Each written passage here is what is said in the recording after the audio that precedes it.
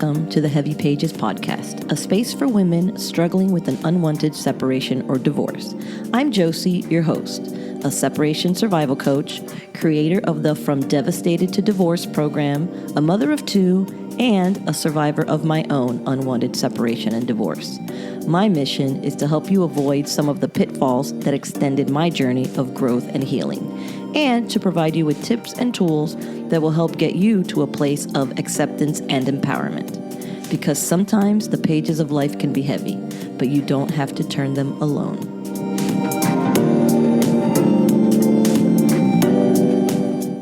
Hello, and welcome back to another episode, another journal entry episode. Okay, so let's get into this week's journal entry because it looks like it's a bit of a long one, so let's see what I'm sharing today.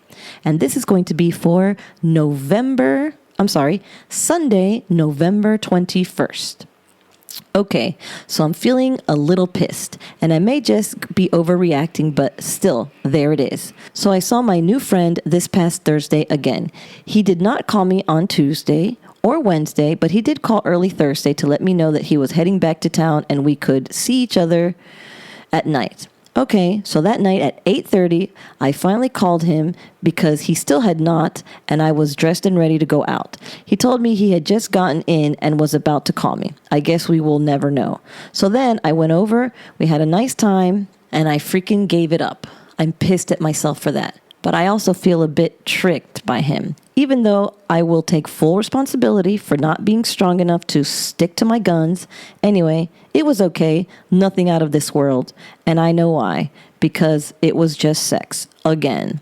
No real emotion was involved. I'm so sick of that, and I need to freaking stop. I know it's my fault, I know that I need to be stronger, and I'm selling myself cheap, and it is starting to piss me off bad. So this man, okay, we had a nice night, and he then said he would call me Friday night on his way to Miami, and he finally did call around 10 p.m.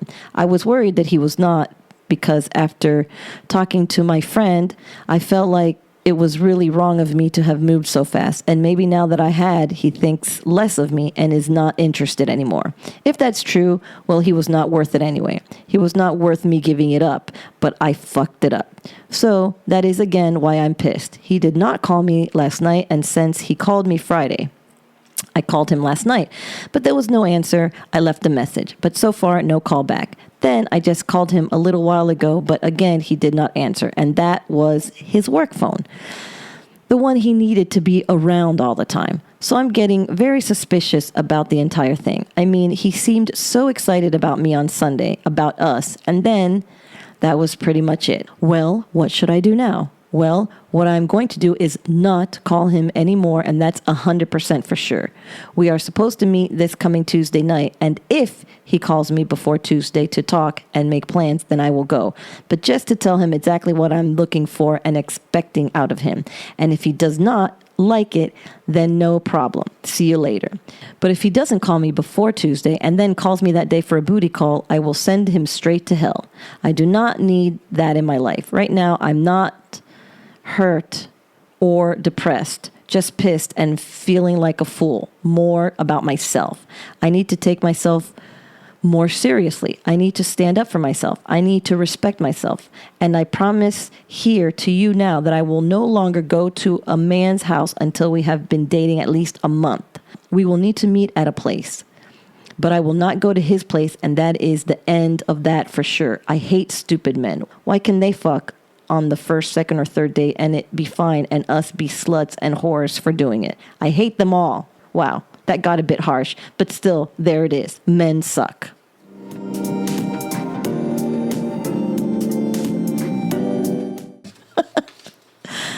Okay, so I think I kind of alluded to this in the last episode, journal entry episode, that, you know, he wasn't really my type, and I don't know. This is why you don't go on dates when you're not mentally ready for it, when you're not strong enough in your secure in your self-worth, right? Because from what I'm reading on there, I knew that I did not need to sleep with him. I should not have slept with him so soon. That was My bad, but I was weak, and you're only weak because you don't have that self-worth. If I had built myself up before I started dating, it would not have happened because I would not have put myself in that situation because I would have known my value. And I just said that he didn't call me, and that I had to, well, what it sounds like was almost chase him down. He gave me excuses and I reached out to him. And so I understand why I felt like a fool. I understand why I felt stupid. I understand why I felt mad at myself. And I also mentioned this in the last episode that he wasn't really my type. And, I can't change the past. I did what I did and I was in that mind frame and I learned from that. So I got to take it for what it is. I hate that he's one of my numbers because he absolutely was not worth it, but it happened. So what are you going to do? You can't go back. And I don't like that I called him so many times. Maybe it's not a lot, but it sounds like a lot to me. And I needed to not be doing that. I sounded and seemed like I was desperate. And because maybe subconsciously I was. Why? Again, because I had not worked on myself. I mean, it's like a broken record, but take it from me if you're listening to this and thinking about starting to date. Don't do it. Don't do it unless you want these lessons, because I sure consider these lessons hard-learned lessons. Allowing some nobody to have access to my body just because I need some attention, I need some companionship.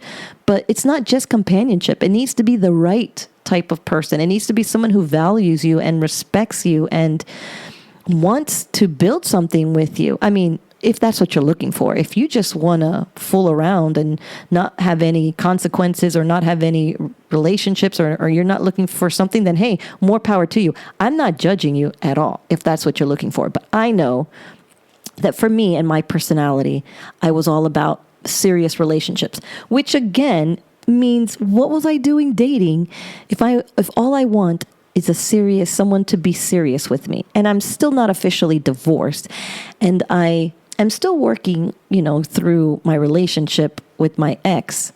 What am I doing? Why am I wasting time with dating? I should not be wasting my time with dating. So, a hard lesson to learn, but there it is. Okay, let's just real quick talk about men can have sex on the first, second date and be considered, and be fine, and women are considered sluts and whores. Ooh, that was rough.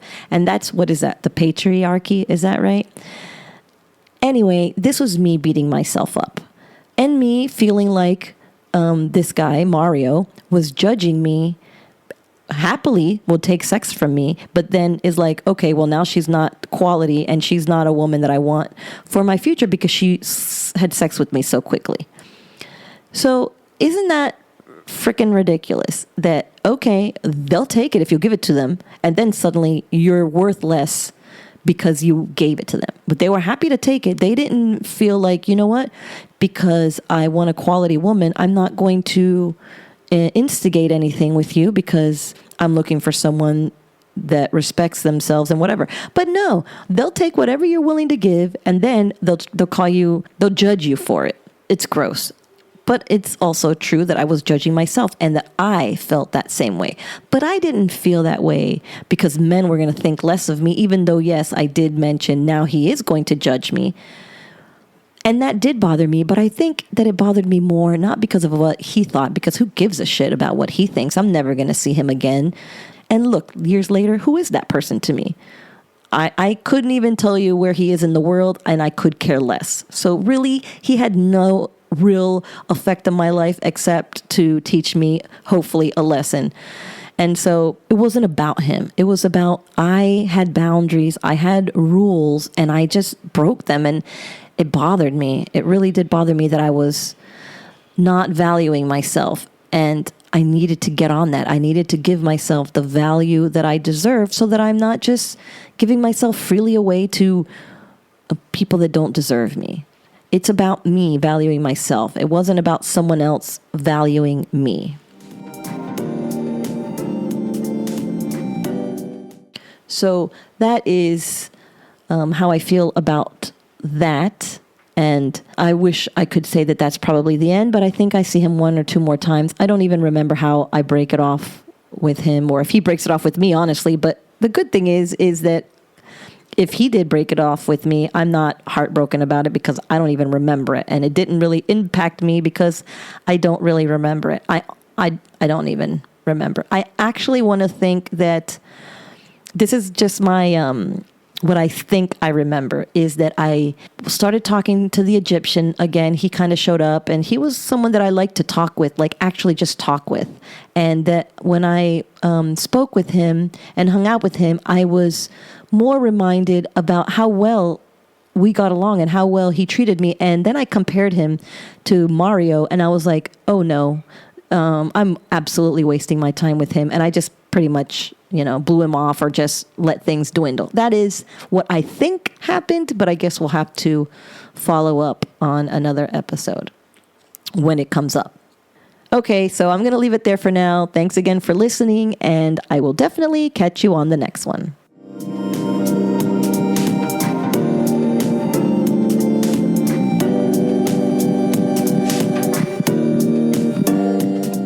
Well, that's going to be it for this episode. If you'd like to reach out to me, you can always find me on Instagram at heavy_pages_podcast. And if you found this episode interesting, please consider clicking on that 5-star rating and following so you are notified when the next episode drops. As always, thank you for listening, and remember, sometimes the pages of life can be heavy, but you don't have to turn them alone.